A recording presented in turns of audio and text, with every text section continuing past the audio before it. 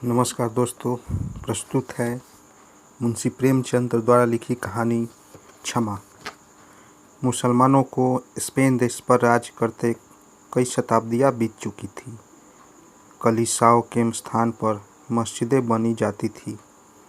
घंटों के स्थान पर अजान की आवाज़ें सुनाई देती थी। जरनाता तथा अलमहरा में वे सब की नश्वर गति पर हंसने वाले प्रसाद बन चुके थे, जिनके खंडहर अब तक देखने वालों को अपने पूर्व ऐश्वर्य का प्रतिबिंब दिखाई देता है। ईसाइयों के गणमान्य स्त्री और पुरुष मसीह की शरण छोड़कर इस्लामी मर्तृत्व में सम्मिलित होते जाते थे, और आज तक की इतिहासकारों को यह विस्मय है कि ईसाइयों का निशान वहाँ क्योंकर शेष रहा। जो ईसाई नेता अब मुसलमानों के सामने सिर न झुकाते थे तथा अपने देश में स्वराज स्थापित करने का स्वप्न देख रहे थे, उसमें एक सौदागर दाऊद भी था। दाऊद विद्वान साहसी था। वह अपने इलाके में इस्लाम को कदम न जमाने देता था। दीन तथा निर्धन ईसाई विद्रोही देश के अन्य प्रांतों से आकर उसके शरणगत होते थे और वही उदारता से उसका पालन पोषण करता था। मुसलमान दाऊद से आशंकित रहते थे। वे धर्म बल से उस पर विजय न पाकर उसे अस्त्र बल से परास्त करना चाहते थे, पर दाऊद कभी उसका सामना न करता। हाँ, जहाँ कहीं ईसाइयों के मुसलमान होने का समाचार पाता, हवा की भांति पहुँच जाता और तर्क या विनय से उन्हें अपने धर्म पर अचल रहने की प्रेरणा देता। अंत में मुसलमानों ने चारों ओर से घेर कर उसे गिरफ्तार करने की तैयारी की। सेनाओं ने उसके इलाके को घेर लिया। दाऊद का प्राण रक्षा हेतु अपने संबंधियों को लेकर भागना पड़ा। वह घर से भागकर गरनाता में आया, जहाँ उन दिनों इस्लामी राजधानी थी। वहाँ सबसे अलग रहकर वह अच्छे दिनों की प्रतीक्षा में जीवन बिताने लगा। मुसलमानों के गुप्तचर उसका पता लगाने के लिए बहुत सिर मारते थे। उसे गिरफ्तार करने के लिए बड़े बड़े इनामों की विज्ञप्ति निकाली जाती थी, मगर दाऊद की टोह न मिलती थी। एकांतवास से उकता कर एक दिन दाऊद गरनाता के एक बाग में सैर करने चला गया। संध्या हो गई थी। मुसलमान नीची आयाबें पहने, बड़े बड़े अमामे सिर पर बांधे व कमर से तलवार लटकाए रविशों में टहल रहे थे। औरतें सफ़ेद बुर्के ओढ़ने, सिर की जरी जूतियों पहने बेतों पर कुर्सियों पर बैठी हुई थी। दाऊद सबसे अलग हरी घास पर लेटा हुआ सोच रहा था कि वह दिन कब आएगा जब हमारी मातृभूमि इन अत्याचारी के पंजों से छूटेगी। वह अतीत के काल को स्मरण कर रहा था, जब ईसाई स्त्री व पुरुष रविशों में टहलते होंगे, जब यह स्थान ईसाइयों के परस्पर वाग्विलास से गुलजार होगा। अचानक एक मुसलमान युवक आकर दाऊद के पास बैठ गया। वह उसे सिर से पांव तक अपमान सूचक दृष्टि से देखकर बोला, क्या कभी तुम्हारे हृदय में इस्लाम की ज्योति प्रकट न हुई?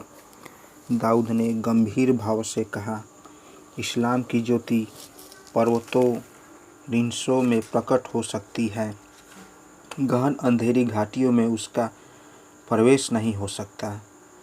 उस मुसलमान अरब का नाम जमाल था। वह आक्षेप सुनकर तेज स्वर में बोला, इससे तुम्हारा क्या मतलब? दाऊद, इससे मेरा मतलब यही है कि ईसाइयों में जो लोग उच्च श्रेणी के हैं, वे ही जागीरों और राज्य अधिकारियों के लोभ एवं राजदंड के भय से इस्लाम की शरण आ सकते हैं, पर दुर्बल तथा दीन ईसाइयों के लिए इस्लाम में वह आसमान की बादशाहत कहाँ है जो हज़रत मसीह के दामन में उन्हें नसीब होगी। इस्लाम का प्रचार तलवार के बल पर हुआ है, न कि सेवा के बल से। जमाल अपने धर्म का अपमान सुनकर तिलमिला उठा। क्रुद्ध होकर बोला, यह सर्वथा मिथ्या है। इस्लाम की शक्ति उसका आंतरिक मातृत्व व साम्य है, तलवार नहीं। दाऊद, इस्लाम ने धर्म के नाम पर जितना रक्त बहाया है उसे उसकी सभी मस्जिदें डूब जाएगी। जमाल, तलवार ने सदैव सत्य की रक्षा की है। दाऊद ने अविचलित भाव से कहा, जिसको तलवार का आश्रय लेना पड़े वह सत्य नहीं। जमाल जातीय गर्व से उन्मत्त होकर बोला, तब तक मिथ्या के उपासक रहेंगे तब तक तलवार की आवश्यकता भी रहेगी। दाऊद, तलवार का मुंह देखने वाला सत्य ही मिथ्या है। अरब ने तलवार के कब्जे पर हाथ रखकर कहा, खुदा की कसम, यदि तुम निहत्थे न होते तो तुम्हें इस्लाम की तौहीन करने का अभी मज़ा चखा देखता। दाऊद अपनी छाती में छिपाई हुई कटार निकालकर बोला, नहीं, मैं निहत्था नहीं। मुसलमानों पर जिस दिन इतना विश्वास करूँगा उस दिन ईसाई ही न रहूँगा। तुम अपने दिल के अरमान निकाल लो। दोनों ने तलवारें खींच ली, एक दूसरे पर टूट पड़े। अरब की वजनी तलवार ईसाई की हल्की कटार के समक्ष शिथिल हो गई। एक सर्प की भांति फन से चोट करती थी तो दूसरी नागिन की भांति उड़ती थी।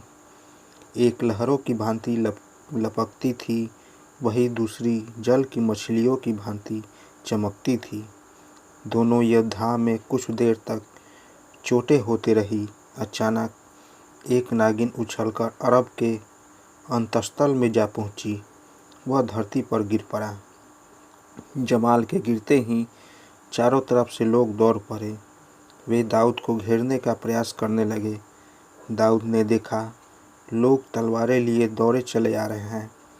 प्राण बचाने भागा, मगर जिधर जाता था सामने बाग की दीवार रास्ता रोक लेती थी।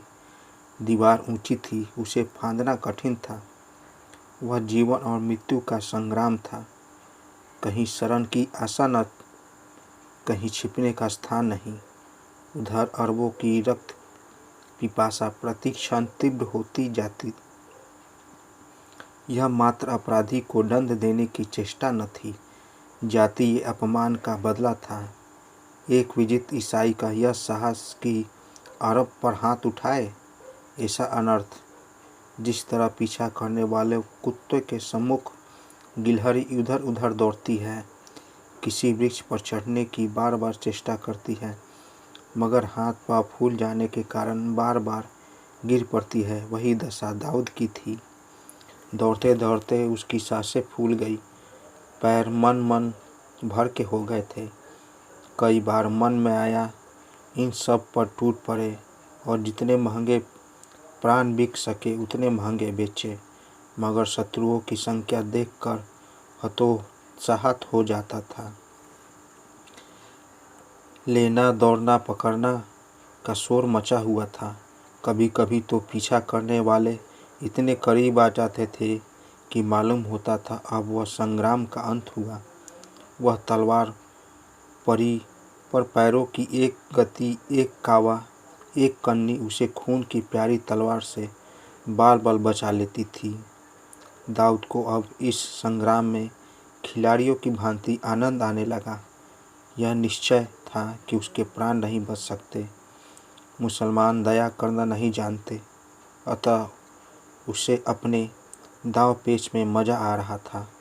किसी वार से बचकर उसे अब उसकी प्रसन्नता न होती थी जिसकी उसके प्राण बच गए, वरन उसका आनंद होता था कि उसे कातिल को कैसा चित किया। साहस उसे अपनी दाहिनी तरफ बाग की दीवार कुछ निजी नजर आई। आह, यह देखते ही उसके पैर में नवीन शक्ति का संचार हो गया। धमनियों में नया रक्त दौड़ने लगा। वह हिरन की भांति उस तरफ दौड़ा और एक छलांग में बाग के उस पार पहुंच गया। जिंदगी और मौत में मात्र एक कदम का फासला था। पीछे मृत्यु थी और आगे जीवन का विस्तृत क्षेत्र। जहाँ तक दृष्टि जाती थी झाड़ियाँ ही दृष्टिगोचर होती थी। जमीन पथरीली थी, कहीं ऊंची कहीं नीची, जगह जगह पत्थर की शिलाएं पड़ी हुई थी। दाऊद एक शिला के नीचे छिपकर बैठ गया। दम भर में पीछा करने वाले भी वहां आ पहुंचे। वह इधर उधर झाड़ियों में, वृक्षों पर, गड्ढे में शिलाओं के नीचे खोजने लगे। एक अरब उस चट्टान पर आकर खड़ा हो गया जिसके नीचे दाऊद छिपा हुआ था। दाऊद का दिल धक धक कर रहा था। अब जान गई। अरब ने जरा नीचे को झाँका तथा प्राणों का अंत हुआ। संयोग, केवल संयोग पर ही अब उसका जीवन निर्भर था। दाऊद ने सांस रोक ली, सन्नाटा खींच लिया। एक निगाह उसकी जिंदगी का फैसला था। जिंदगी तथा मौत में कितना सामीप्य है, मगर अरबों को इतना अवकाश कहाँ था कि वे सावधान होकर शिला के नीचे देख पाता। वहाँ तो हथियारों को पकड़ने की जल्दी थी। दाऊद के सिर पर बला टल गई। वे इधर उधर ताक झाँक करके आगे बढ़ गए। अंधेरा हो गया था। आकाश में तारे टिमटिमा रहे थे। इन्हीं तारों के साथ दाऊद भी शिला के नीचे से निकला, मगर देखा तो उस समय भी चारों तरफ हलचल मची हुई थी। शत्रुओं का दल मसाले लिए झाड़ियों में घूम रहा था। नाकों पर भी पहरा था। कहीं निकल भागने का मार्ग नहीं था। दाऊद एक वृक्ष के नीचे खड़ा होकर सोचने लगा कि अब क्यों कर जान बचे। उसे अपनी जान की परवाह न थी। वह जीवन के सुख दुख सब भोग चुका था। यदि उसे जीवन की लालसा थी तो केवल यही देखने के लिए कि इस संग्राम का अंत क्या होगा। मेरे देशवासी हतोत्साहित हो जाएंगे अथवा अदम्य धैर्य के साथ संग्राम क्षेत्र में अटल रहेंगे। जब रात अधिक बीत गई और शत्रुओं का घातक प्रयास कुछ कम न होता दिखाई पड़ा तो दाऊद खुदा का नाम लेकर झाड़ियों से निकला तथा दबे पांव वृक्षों की आड़ में आदमियों की नज़र बचाता हुआ एक ओर चला। वह इन झाड़ियों से निकलकर बस्ती में पहुंच जाना चाहता था। निर्जनता किसी की आड़ नहीं कर सकती। बस्ती का जनबाहुल्य खुद आड़ है। कुछ दूर तक तो दाऊद के मार्ग में कोई बाधा उपस्थित न हुई। वन के वृक्षों ने उसकी रक्षा की, परंतु जब वह समतल भूमि से निकलकर समतल भूमि पर आया तो एक अरब की नज़र उस पर पड़ गई। उसे ललकारा। दाऊद भागा।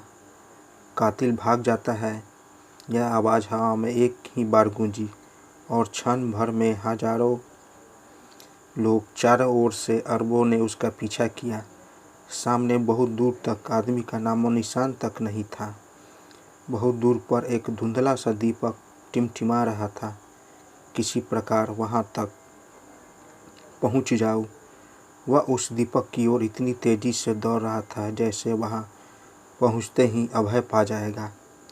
आशा उसे उड़ाए लिए जाती थी। अरबों का समूह पीछे छूट गया। मसालों की ज्योति निःशब्द हो गया। सिर्फ तारांगन उसके साथ दौड़े चले आते। अंत में वह आसमय दीपक के सामने आ पहुंचा। एक छोटा सा फूस का मकान था। एक वृद्ध अरब जमीन पर बैठा हुआ रेहान पर कुरान रखे उसी दीपक के मंद प्रकाश में पढ़ रहा था। दाऊद आगे नहीं जा सका। उसकी हिम्मत ने जवाब दे दिया था। वह वहीं शिथिल होकर गिर पड़ा। मार्ग की थकान घर पहुंचने पर मालूम होती है। अरब ने उठकर कहा, कौन है तू? दाऊद, एक गरीब ईसाई।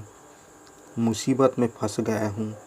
अब आप ही शरण दे, तभी मेरे प्राण बच सके। अरब, खुदा पाक तेरी मदद करेगा। तुम पर क्या मुसीबत टूट पड़ी है? दाऊद, डरता हूँ कहीं बता दूँ तो आप भी मेरे खून के प्यासे न हो जाएं। अरब, अब तू मेरी शरण में आ गया है तो तुझे मुझसे कोई भय न होना चाहिए। हम मुसलमान हैं, जिसे एक बार अपनी शरण में ले लेते हैं उसकी पूरी ज़िंदगी रक्षा करते हैं। दाऊद, मैंने एक मुसलमान युवक की हत्या कर दी है। वृद्ध अरब का मुख क्रोध से विकृत हो उठा। बोला, उसका नाम? दाऊद, उसका नाम जमाल था। अरब सिर पकड़कर वहीं बैठ गया। उसकी आंखें सुर्ख हो उठी, गर्दन की नसें तन गई, मुख पर अलौकिक तेजस्विता की आभा दिखाई देने लगी, नथुने फड़फड़ाने लगे। ऐसा मालूम होता था कि उसके मन में भीषण द्वंद्व चल रहा है तथा वह समस्त विचार शक्ति से अपने मनोभावों को दबा रहा है। 2-3 मिनट तक वह इसी उग्र अवस्था में बैठा धरती की तरफ ताकता रहा। अंत को वह अवरुद्ध कंठ से बोला, नहीं नहीं, शरणागत की रक्षा तो करनी ही पड़ेगी। आह जालिम, तू जानता है मैं कौन हूँ? मैं उसी युवक का अभागा बाप हूँ जिसकी आज तूने इतनी निर्दयता से हत्या की है। तू जानता भी है तूने मुझे कितना बड़ा अत्याचार किया है। तूने मेरे खानदान का निशान मिटा दिया, मेरा चिराग बुझा दिया। आह, जमाल मेरा इकलौता बेटा था, मेरी सारी अभिलाषाएं उसी पर निर्भर थी। वह मेरी आंखों का तारा, मुझ अंधे के सहारा, मेरे जीवन का आधार, मेरे जर्जर शरीर की जान था। अभी अभी उसे कब्र की गोद में लिटा आया है। आह, मेरा शेर आज खाक के नीचे सो रहा है। मुझे दिलेर ऐसा दिनार, ऐसा सजीला जवान मेरी कौम में दूसरा न था। जालिम, तुझे उस तलवार चलाने जरा भी दया न आई? तेरा पत्थर का कलेजा जरा भी नहीं पसीजा? तू जानता है तुझे इस समय मुझ पर कितना गुस्सा आ रहा है। मेरा जी चाहता है कि अपने दोनों हाथों से तेरी गर्दन पकड़कर जब तक दबाऊं कि तेरी ज़बान बाहर निकल आए, तेरी आंखें कोरियों की भांति बाहर निकल पड़े। पर नहीं, तूने मेरी शरण ली है। कर्तव्य मेरे हाथों को बांधे हुए है, क्योंकि हमारे रसूल पाक ने हिदायत की है कि जो अपनी पनाह में आए उस पर हाथ मत उठाओ।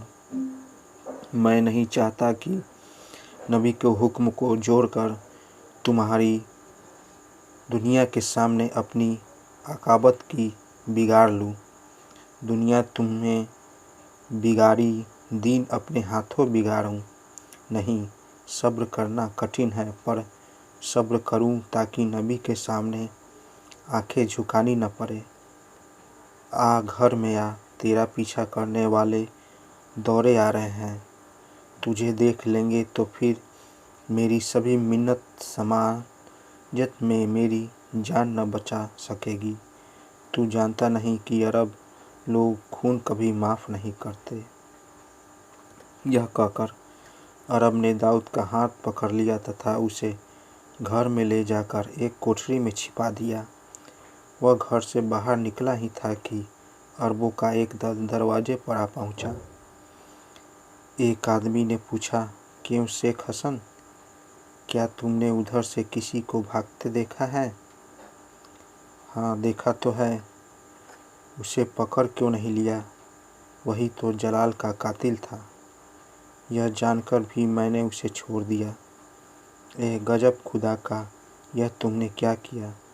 जमाल हिसाब के दिन हमारा दामन थामेगा तो हम क्या उत्तर देंगे? तुम कह देना कि तेरे बाप ने तेरे कातिल को क्षमा कर दिया।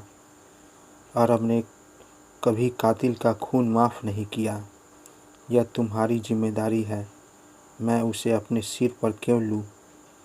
अरबों ने शेख हसन से अधिक हुज्जत न की, कातिल की तलाश में दौड़े। शेख हसन फिर चटाई पर बैठकर कुरान पढ़ने लगा। मगर उसका मन पढ़ने में न लगता था। शत्रु से बदला लेने की उसकी प्रवृत्ति अरबों की प्रवृत्ति में बदमूल होती जा रही थी।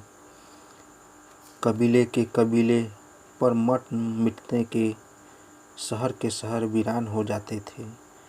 उस प्रवृत्ति पर विजय प्राप्त करना शेख हसन को असाध्य सल प्रतीत हो रहा था।